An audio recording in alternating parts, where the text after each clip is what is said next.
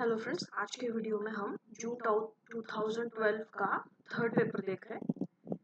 तो सबसे पहला क्वेश्चन है कि ये कुछ पुरातात्विक स्थल है और उसकी जगह की पहचान करनी है। तो जो बागौर है, बागौर जो मिला है वो राजस्थान का मध्य पाषाणिक स्थल है। जो ब्रह्मगिरी है वो कर्नाटक का महापाषाणिक स्थल है। माहेश्वर जो है वो मध्य प्रदेश का ताम्र पाषाणिक स्थल है और टेकलकोटा जो है वो कर्नाटक का नवपाषाणिक स्थल है। इसका आंसर बी रहेगा। किस आध्यात्मिक ऐतिहासिक स्थल से मोटे रेशम के धागे का प्रमाण मिला है? नेवासा से इसका प्रमाण मिला है। नेवासा। इसमें क्रम में व्यवस्थित करना था, तो सबसे पहले जो आए हैं वो फर्ग्यूसन आए हैं, फिर विलियम जोन्स, फिर अलेक्जेंडर कनिंघम और फिर जेम्स बर्गेस। मतलब कि ये वाला उसका आंसर रहेगा। सबसे पहले कौन आया है? फर्ग्यूसन, फिर विलियम जोन्स, फिर कनिंघम और फिर बर्गेस। इसमें भी जोड़ियां सम्मिलित करनी है। तो विलियम जोन्स जो है वो एशियाटिक रिसर्च के संबंध में है। जेम्स फर्ग्यूसन जो है वो आर्कियोलॉजी और इन इंडिया के बारे में है। Alexander Cunningham the stupa of Bharhut, और ये जो जेम्स बर्गेस है वो इंडियन एंटिक्वेरी के बारे में है। इसका आंसर ये रहेगा। इसमें भी कोट दिया हुआ है कि विपास वर्तमान प्रतिरूप जो है, तो इसका आंसर ये है। देख लेते हैं कि विपास जो है वो व्यास, पारुष्णी, रावी, वितस्ता, झेलम और शुद्धुद्री, सतलज। एशिया माइनर के बोगजकुई अभिलेख में किन देवताओं का उल्लेख है? तो इंद्र, मित्र, वरुण एवं नासत्य का उल्लेख इसमें है। किस राजा सुदास, जिसके विषय में ऋग्वेद में वर्णन है कि उसने 10 राजाओं को पराजित किया, ये किस जन से संबंधित है? त्रित्सु जन से संबंधित है। कौन? राजा सुदास। अब इसमें असर्शन है, इसमें आर गलत है लेकिन ए सही है कि यूनानी इतिहासकार हेरोडोटस सूचित करता है कि भारत पारसिक साम्राज्य का 20वां तथा सबसे समृद्ध सत्रपी सूबा या प्रांत था। बस यही सही है। निम्न वाक्य किसने दिया था कि भगवापि क्षत्रियो अहम भी क्षत्रियो, मतलब भगवान बुद्ध भी क्षत्रिय थे और मैं भी क्षत्रिय, ये अजात शत्रु ने कहा है। निम्नलिखित में से किस संगम कवि ने नंद वंश के शासकों से संचित धन का उल्लेख किया? ये मामूलनार ने संचित धन का उल्लेख किया है। यहाँ पे सूची है और क्रम मिलाना है। तो सानिधाता जो है अधिकारी, वो उसका विभाग कौन सा है? कि कोषागार का ये स्वामी होता है। कौन? सानिधाता कोषागार का स्वामी होता है। समाहर्ता जो है वो कर संग्रह विभाग का स्वामी है। समाहर्ता कर संग्रह। पाण्याध्यक्ष जो है वाणिज्य विभाग संभालता था। पाण्याध्यक्ष वाणिज्य। और अंतर्वंशिक जो है वो रानीवास के संरक्षक दल का स्वामी था। ये काफी बार रिपीट हो चुका है। बिंबिसार जो है वो संबंधित व्यक्ति जीवक के साथ में संबंधित है। बिंदुसार जो है वो डायमेकस के साथ, अजात शत्रु वसकार के साथ संबंधित है और गोंडोफर्निस सेंट थॉमस के साथ संबंधित है। इसमें एक नहीं हुआ है, जो ये नहीं हुआ है, बाकी सारे सच है कि 200 ईसा पूर्व से 300 ई के मध्य अवधि की एक विशेषता विदेशी व्यापार की वृद्धि को प्रायः स्वीकार किया जाता है। तो इसमें बाकी सारे सही है कि मौर्य शासकों ने विभिन्न सड़कों का निर्माण करके और समान प्रशासकीय व्यवस्था लागू करके व्यापार की उन्नति में सहायता दी थी। इंडो यूनानी शासकों ने पश्चिमी एशिया और भूमध्य सागरीय देशों से घनिष्ठ संपर्क करने से सहयोग दिया था। और शक, पल्लव एवं कुषाण शासकों ने मध्य एशिया के देशों से घनिष्ठ संपर्क स्थापित करने से सहयोग किया था। अब इसमें प्राचीन स्मारक और उसमें समृद्ध विशेषता क्या है ये बताना था। तो सांची का जो स्तूप है वो सारीपुत्र तथा मोदग्लायन के अस्थि अवशेष युक्त है। नालंदा का जो है वो सबसे ऊंचा बौद्ध स्मारक है। जुन्नर का जो है वो वर्तुल विन्यास वाला चैत्य गृह है। और एलोरा जो है, जो औरंगाबाद में स्थित है, वो है हिंदू, बौद्ध एवं जैन धर्मों का प्रतिनिधित्व करता है। इसमें जो सही नहीं है वो ये यही सही नहीं है, बाकी सारे सही है कि शासक और उसके सिक्के पर प्रदर्शित आकृति जो थी, तो कनिष्क ने जो सिक्के चलाए वो अर्धोक्षों के आकृति के हैं। अगथोक्लिस ने बलराम की चित्र दी थी, क्षत्रप राजगुल ने पल्लस की दी थी। ये प्राचीन नगर आधुनिक प्रतिनिधि है। तो दशपुर जो है वो मंदसौर, द्वार समुद्र जो है वो हड़ेबीड, मध्यमिका जो है वो नगरी, और समापा जो है वो जौगढ़। निम्नलिखित में से किसने धर्म महाराज की उपाधि धारण की थी, जिसका औचित्य उसके द्वारा अश्वमेध सहित अनेक वैदिक यज्ञों के संपादित करने से सिद्ध होता है। तो ये धर्म महाराज जो उपाधि है वो प्रवरसेन प्रथम ने धारण की थी। तमिल कवियों के तीसरे संगम की पीठ कहाँ थी? ये मदुरा में थी। तमिल कवियों की तीसरी संगम की पीठ मदुरा। शैलेंद्र नरेश श्री बालपुत्र द्वारा नालंदा में निर्मित एक विहार के लिए निम्नलिखित में से किस भारतीय शासक ने 5 ग्राम गांव दान में दिए थे? तो ये देवपाल जो है उन्होंने 5 ग्राम गांव दान में दिए थे। अरब लेखकों ने दक्षिण के किस राजवंश की गणना संसार के 4 सार्वभौम शासकों में की है? ये मान्यखेट के राष्ट्रकूट जो है इनको दक्षिण के गणना संसार के 4 सार्वभौम शासकों में गणना की है। अब इसमें से ये जो है वो बस ये गलत है, बाकी सारे के श्रीहर्ष ने क्षत्रिय चरित्र इसने लिखा है, महेंद्र वर्मन ने कवि राजमार्ग लिखा है, और शूद्रक ने मूर्छकटिकम लिखा है।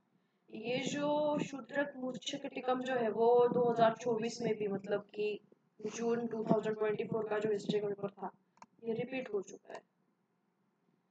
इसमें असर्शन और कारण दोनों सही है कि पूर्व मध्य काल में क्षेत्रीय राजनीति के उदय के साथ साथ दरबारी कवियों द्वारा राजाओं की जीवनी लिखने का क्रम प्रारंभ हुआ। कारण संध्याकर नंदी का रामचरित श्लेष शैली में लिखा गया है, जिसमें महाकाव्य के नायक राम की कथा के अतिरिक्त पाल नरेश रामपाल का भी विवरण है। ये दोनों सही और व्याख्या भी सही है। अब इसमें असर्शन है कि दिल्ली के सुल्तानों, ये गलत है कि दिल्ली के सुल्तानों ने अपनी सैन्य शक्ति से भारत के एक बड़े भाग को समेकित किया, ये गलत है। बस ये सही है कि दिल्ली सल्तनत की मुख्य विशेषता यह थी कि उन्होंने इस्लाम और कुछ आदिवासी संबंध स्थापित करके सैनिक अभिजात वर्ग को अपनी सैनिक शक्ति का आधार बनाया। तुर्कान ए चिहलगानी का उल्लेख किसने सबसे पहले किया है? तो ये फुतुह अस-सलातीन में इसका सबसे पहला उल्लेख है। इस मंगोल सेनापति ने अलाउद्दीन खिलजी को हराया था? तरगी ने अलाउद्दीन खिलजी को हराया हुआ था। दीवान खालसा निम्नलिखित में से किस कार्य को देखने के लिए जिम्मेदार थी? ये राज्य के सीधे नियंत्रण में आने वाली जो भूमि है उसका देखते कामकाज देखते थे। मालगुजार जो है वो भूमि धारक प्राथमिक जमींदार हुआ करते थे। मुफ्ती जो है वो मुस्लिम विद्वान जो धार्मिक नियमों के विशेषज्ञ होते थे। अंजुमन जो है वो स्थानिक मुस्लिम संस्था होती थी, और खानजाद जो है वो अनुवंशिक मुस्लिम अभिजात हुआ करते थे।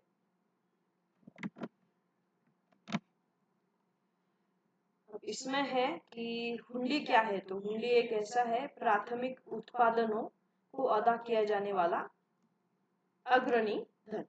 दस्तक क्या होगा? कर की छुट्टी के लिए प्रयोजन के लिए यूरोपीय व्यापारियों को जारी किया जाने वाला आज्ञा पत्र। सनद है जो मुगल शाही आदेश है, और ददनी जो है वो विनिमय पत्र है। भारत में मुस्लिम वास्तुकला के 9 नोकदार मेहराबों का प्रयोग पहली बार कहाँ किया गया है? वो शाहजहां के भवनों में किया गया। क्या? 9 नोकदार मेहराब का प्रयोग। निम्नलिखित में से किसने भारत के प्रथम अफगान साम्राज्य के संबंध में टिप्पणी की थी कि भारत में संवैधानिक राजतंत्र स्थापित करने का सहयोग था? ये त्रिपाठी जी का मानना था। अलाउद्दीन खिलजी के संबंध में जो सही नहीं है वो बस ये है, बाकी सारे सही है कि उसने दीवाने कोही नामक विभाग की स्थापना की। जियाउद्दीन बर्नी ने अलाउद्दीन कराधान नीति की आलोचना की, ये भी सही है। और उसके पुत्र कुतुबुद्दीन मुबारक खिलजी ने अपने आप को खलीफा घोषित कर दिया था, ये भी सही है। समकालीन इतिहासकारों के द्वारा किस मुगल सम्राट को मुजाहिद की उपाधि दी गई? शाहजहां को मुजाहिद की उपाधि दी गई थी। इसमें जोड़िया है। अब रामानुज ने जो लिखा है वो वैष्णव विशिष्टाद्वैत दर्शन के बारे में बताया है। चैतन्य का जो धर्म है वो वैष्णव गौड़ीय धर्म से संबंधित है, गौड़ीय वैष्णव धर्म। वल्लभाचार्य जी का तो पुष्टि मार्ग है और नानक का निर्गुण भक्ति मार्ग है। अब ये सिलसिले और उससे संबंधित जो सूफी है। अब कादरिया जो संप्रदाय है ये शाह नियामतुल्लाह से संबंधित है। नक्शबंदी संप्रदाय ख्वाजा बाकी बिल्ला से संबंधित है। फिरदौसी संप्रदाय जो है वो शेख बदरुद्दीन समरकंदी और शतारी जो है शाह अब्दुल्ला के बारे में है। अब मसंद क्या है? तो सिख गुरु का सहायक होता है मसंद। सहजदारी जो है वो गैर खालसा सिख होता है। सरदेशमुखी जो है वो मराठा राजस्व की मांग के लिए प्रयुक्त शब्द है। और दल खालसा जो है वो सिख धार्मिक संगठन है। दिल्ली के सुल्तानों के शासन काल में दिल्ली में बताए गए खान ए जहाद तेलंगानी के मकबरे में क्या नई शैलीगत विशेषताएं पाई जाती है? तो इसमें योजना में अष्टभुजीय विशेषता पाई जाती है। सल्तनत चित्रकला की किस शैली ने मुगल शैली की चित्रकला की स्थापना के लिए मार्ग प्रशस्त किया? क्या चौर पंचासिक, लौर चंदा और इंडो पर्शियन ये है। निम्नलिखित कथनों में से एक गलत जो है तो ये गलत है, बाकी सारे सही है। कि बाबर ने जीवन वृत्त में समकालीन कार्यों पर प्रकाश डाला है, ये सही है। इसमें प्रकृति के प्रति बाबर की रुचि को प्रदर्शित किया गया है, ये भी सही है। और उसने अपने एवं समकालीन लोगों उनकी अच्छी और बुरी बातों पर प्रकाश डाला, ये भी सही है। तुलसीदास ने कौन से पुस्तक लिखे हैं? तो उसने कवितावली, रामचरितमानस और गीतावली ये सारे लिखे, तो इसका आंसर ये होगा।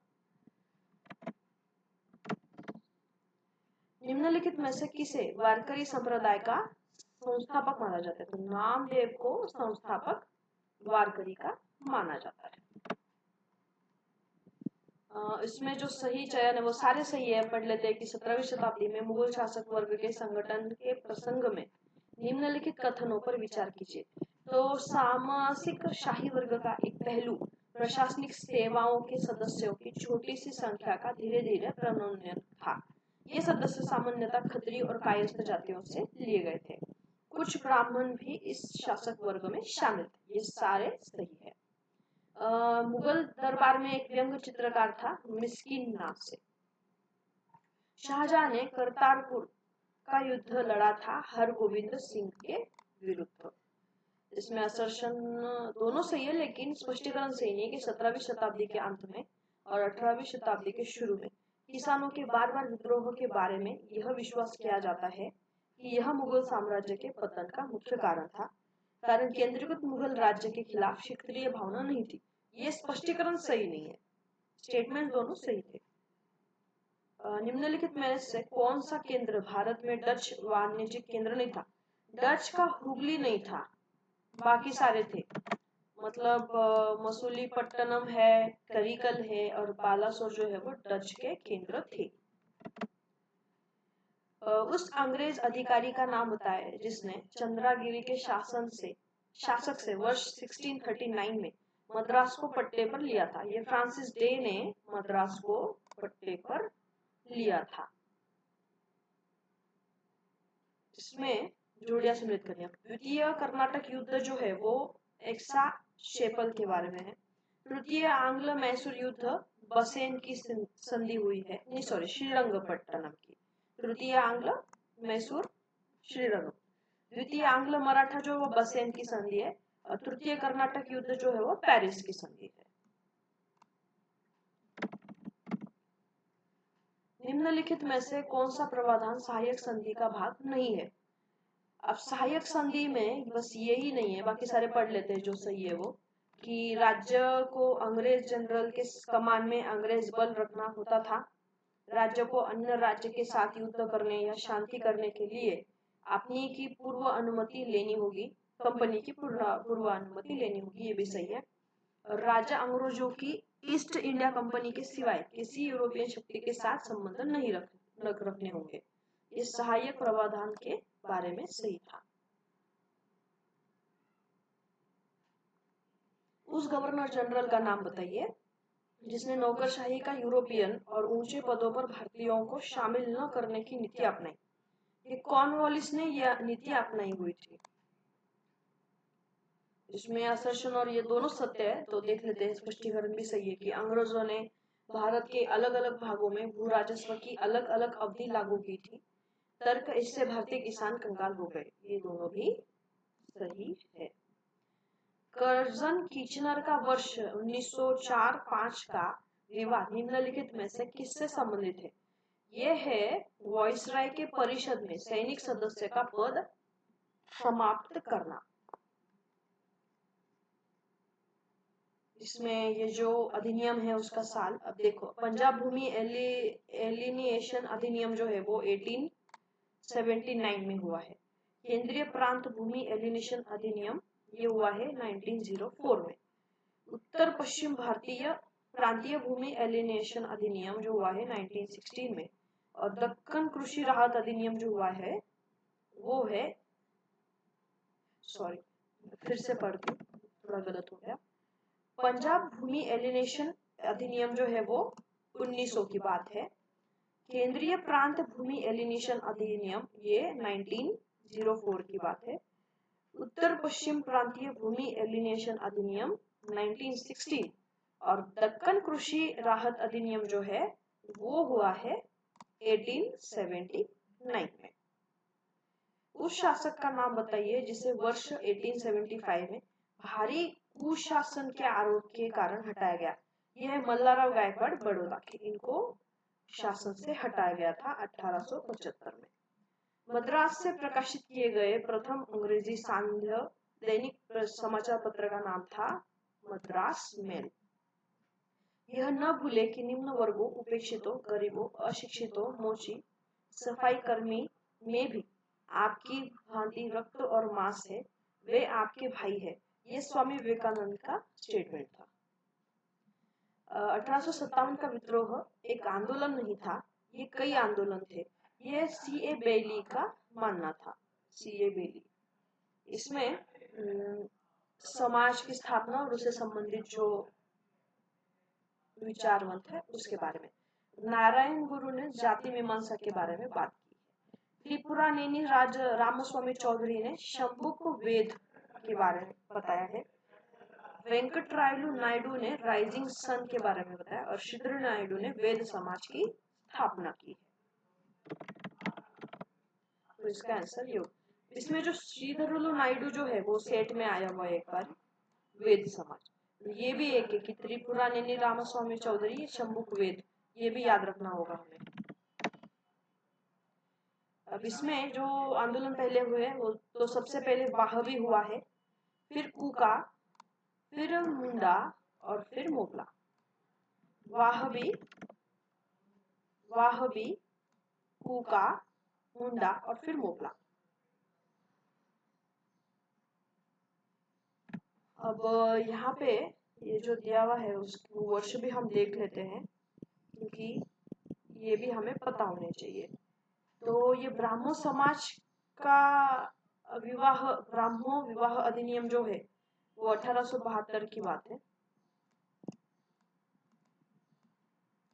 शारदा अधिनियम कब आया है? 1930 में आया है, क्योंकि उस पर अलग क्वेश्चंस भी पूछते कि किस साल ये अधिनियम आए थे। हिंदू विधवा पुनर्विवाह 1856 की बात है। ये अधिनियम 1856 में आया था। और ये जो एज ऑफ कंसेंट बिल है वो 1891 में आया है। तो इसके साल भी हमको पता होने चाहिए। तो ये और उससे ये सबसे इसका क्रम ये तो सबसे पहले जो है वो हिंदू विधवा पुनर्विवाह अधिनियम आया, फिर ग्रामो विधवा विवाह अधिनियम आया, फिर एज ऑफ कंसेंट बिल, और फिर शारदा अधिनियम। ये जो शारदा अधिनियम है सबसे लेटेस्ट है। निम्नलिखित में से कौन सा कांग्रेसी नेता भारतीय राष्ट्रीय कांग्रेस के किसी अधिवेशन का सभापति नहीं था? बाल गंगाधर तिलक नहीं थे, बाकी कांग्रेस अधिवेशन के सभापति सुरेंद्रनाथ बैनर्जी रह चुके हैं, गोपाल कृष्ण गोखले और गांधी। ये हमें पता होने चाहिए कि कौन कौन अधिवेशन के सभापति रह चुके हैं। बैनर्जी, गोखले और गांधी रह चुके हैं। निम्नलिखित स्थानों में से वर्ष 1906 में किस स्थान पर प्रथम स्वदेशी डकैती या लूट हुई थी? रंगापुर में प्रथम लूट हुई है, रंगापुर। धर्म सुधार आंदोलन का मॉर्निंग स्टार किसे कहा जाता था? जॉन विक्लिफ को मॉर्निंग स्टार कहा जाता था। कोल्ड वॉर शब्द का सबसे पहला प्रयोग ये विंस्टन चर्चिल ने किया। ये सबसे मतलब ये महत्वपूर्ण है कि ये कोल्ड वॉर हम इतना पढ़ते हैं, लेकिन इसका सबसे पहला प्रयोग जो है वो विंस्टन चर्चिल ने किया हुआ है। शुद्ध रक्त आर्य सिद्धांत ये नाजीवाद के तहत इससे संबंधित है। 1990 में 26 वर्ष बाद जेल से रिहा होने के समय अफ्रीकन नेशनल कांग्रेस में नेल्सन मंडेला वाइस प्रेसिडेंट के पद पर थे। मार्शल योजना क्या है? कि अमेरिकी महाद्वीप केवल अमेरिकियों के लिए है और साम्यवाद को नियंत्रण करने के लिए अमेरिका का आर्थिक पैकेज। ये दोनों पे इसके आंसर हो सकते हैं। ये वेवल योजना क्या है? कि ये एक्चुअली कैंसिल हो चुका है। भर्ती को चयन की विधि के मुद्दे पर विचार करने के लिए वर्ष 1974 में संघ लोक सेवा आयोग द्वारा निम्नलिखित में से कौन सी समिति नियुक्त की गई थी? कोठारी समिति नियुक्त की थी। इसलिए भर्ती और चयन की विधि के मुद्दे पर विचार करने के लिए वर्ष 1974 में संघ लोक सेवा आयोग द्वारा कोठारी समिति की स्थापना हुई थी। निम्नलिखित में से किसने स्पष्टतया कहा है कि इतिहास के समस्त निष्कर्ष युक्तिसंगत साक्ष्यों पर आधारित होते हैं? ये थुसिडाइस का मानना था। निम्नलिखित कृतियों में से कौन सी कृति के लेखक लियोपोल्ड रोम-वांके नहीं है? हिस्ट्री ऑफ रोम के वो लेखक नहीं है, बाकी history of France, history of pops, German history at the time of reformation ये इन्होंने लिखा हुआ है। इसके आगे के सारे क्वेश्चंस ये पैराग्राफ के थे। Thank you.